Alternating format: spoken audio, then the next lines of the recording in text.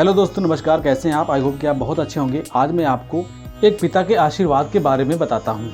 जब मृत्यु का समय निकट आया तो पिता ने अपने एकमात्र पुत्र धनपाल को बुलाकर कहा कि बेटा, मेरे पास धन संपत्ति तो नहीं है कि मैं तुम्हें विरासत में दूं, पर मैंने जीवन भर सच्चाई और प्रामाणिकता से काम किया है, तो मैं तुम्हें आशीर्वाद देता हूँ कि तुम जीवन में बहुत सुखी रहोगे और धूल को भी हाथ लगाओगे तो वह सोना बन जाएगी।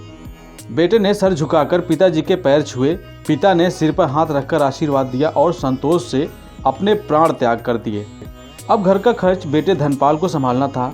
उसने एक छोटी सी ठेला गाड़ी पर अपना व्यापार शुरू किया। धीरे धीरे व्यापार बढ़ने लगा। एक छोटी सी दुकान ले ली। व्यापार और बड़ा होने लगा। अब नगर के संपन्न लोगों में उसकी गिनती होने लगी। उसको विश्वास था कि यह सब मेरे पिता के आशीर्वाद का ही फल है, क्योंकि उन्होंने जीवन में दुख उठाए पर कभी धैर्य नहीं छोड़ा, श्रद्धा नहीं छोड़ी, प्रामाणिकता नहीं छोड़ी। इसलिए उनकी वाणी में बाल था। उनके आशीर्वाद फलीभूत हुए और सुखी हुआ। उसके मुंह से बार बार यह बात निकलती थी। एक दिन एक मित्र ने पूछा, तुम्हारे पिताजी ने इतना बोला था तो वह स्वयं संपन्न क्यों नहीं हुए, सुखी क्यों नहीं हुए? धर्मपाल ने कहा, मैं पिता की ताकत की बात नहीं कर रहा हूँ, मैं उनके आशीर्वाद की ताकत की बात कर रहा हूँ। इस प्रकार वो बार बार अपने पिता के आशीर्वाद की बात करता तो लोगों ने उसका नाम ही बाप का आशीर्वाद रख दिया। धर्मपाल को इससे बुरा नहीं लगता। वह कहता कि मैं अपने पिता के आशीर्वाद के वजह से हूँ। ऐसा करते कई साल बीत गए। वह विदेश में व्यापार करने लगा। जहाँ भी वह व्यापार करता उसे बहुत ही लाभ होता। एक बार उसके मन में आया कि उसे लाभ ही लाभ होता है, एक बार नुकसान का अनुभव करूं। तो उसने अपने एक मित्र से पूछा कि ऐसा व्यापार बताओ कि जिसमें नुकसान हो।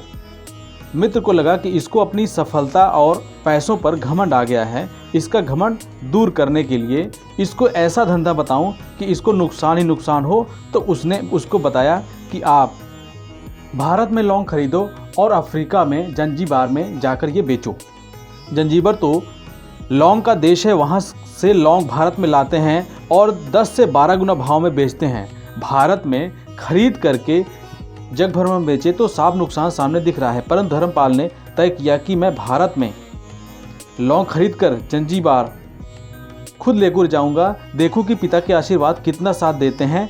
नुकसान से अनुभव लेने के लिए उसने भारत में लौंग खरीदे और जहाज में भरकर खुद उनके साथ जंजीबार द्वीप पहुंच गया।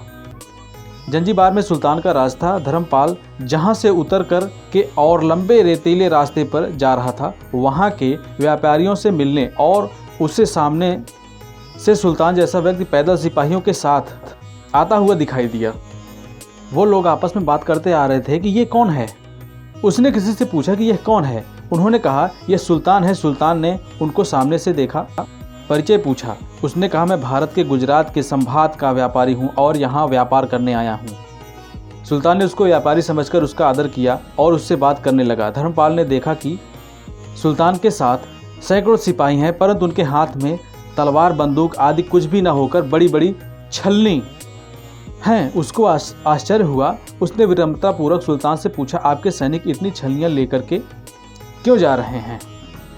सुल्तान ने हंस करके कहा कि बात यह है कि आज सवेरे मैं समुद्र तट पर घूमने आया था, तभी मेरे उंगली में से एक अंगूठी यहाँ कहीं निकल कर गिर गई। अब रेत में अंगूठी कहाँ गिरी पता नहीं, तो इसलिए मैं इन सैनिकों को साथ लेकर आया हूँ। यह रेत छानकर मेरी अंगूठी उसमें से तलाश करेंगे। धर्मपाल ने कहा, अंगूठी बहुत महंगी होगी। सुल्तान ने कहा, नहीं, उसे बहुत अधिक कीमत वाली अनगिनत अंगूठी मेरे पास है, पर वह अंगूठी एक फ़कीर का आशीर्वाद है। मानता हूँ कि मेरी सल्तनत इतनी मजबूत और सुखी उसे फ़कीर के आशीर्वाद से है, इसलिए मेरे मन में उस अंगूठी का मूल्य सल्तनत से भी ज़्यादा है। इतना कहकर के फिर पूछा, बोलो सेठ, इस बार आप क्या मन लेकर आए हैं? धर्मपाल ने कहा कि लौंग। ये सुनते ही सुल्तान के आश्चर्य का ठिकाना ही नहीं रहा। ये तो लौंग का ही देश है। सेठ, यहाँ लौंग बेचने आए हो? किसने आपको ऐसी सलाह दी? जरूर है कोई आपका दुश्मन होगा। यहाँ तो एक पेज में मुट्ठी भर लौंग मिलते हैं, यहाँ लौंग कौन खरीदेगा? और तुम क्या कमाओगे? धर्मपाल ने कहा कि मुझे यही देखना है कि यहाँ भी मुनाफा होता है या फिर नहीं। मेरे पिता के आशीर्वाद से आज तक मैंने जो धंधा किया उसमें मुनाफा ही मुनाफा हुआ, तो अब मैं देखना चाहता हूँ कि उनके आशीर्वाद यहाँ भी काम करते हैं या फिर नहीं। सुल्तान ने पूछा, पिता के आशीर्वाद, इसका मतलब? धर्मपाल ने कहा, मेरे पिता सारे जीवन ईमानदारी और प्रामाणिकता से काम करते रहे, परंतु धन नहीं कमा सके। उन्होंने मरते समय मुझे भगवान का नाम लेकर मेरे सिर पर हाथ रखकर आशीर्वाद दिए थे कि तेरे हाथ में धूल भी सोना बन जाएगी। ऐसा बोलते बोलते धर्मपाल नीचे झुका और जमीन की रेत से एक मुट्ठी भरी और सम्राट सुल्तान के सामने मुट्ठी खोलकर उंगलियों के बीच से रेत नीचे गिरने लगी तो धर्मपाल और सुल्तान दोनों का आश्चर्य का कोई ठिकाना ही नहीं रहा। उनके हाथ में एक हीरे अंगूठी थी। ये वही सुल्तान की गुमी हुई अंगूठी थी। अंगूठी देखकर सुल्तान बहुत प्रसन्न हो गया। या खुदा, आपकी करामात का पता नहीं, पर आप पिता के आशीर्वाद को सच्चा करते हो। धर्मपाल ने कहा कि फकीर के आशीर्वाद को भी वही परमात्मा सच्चा करता है।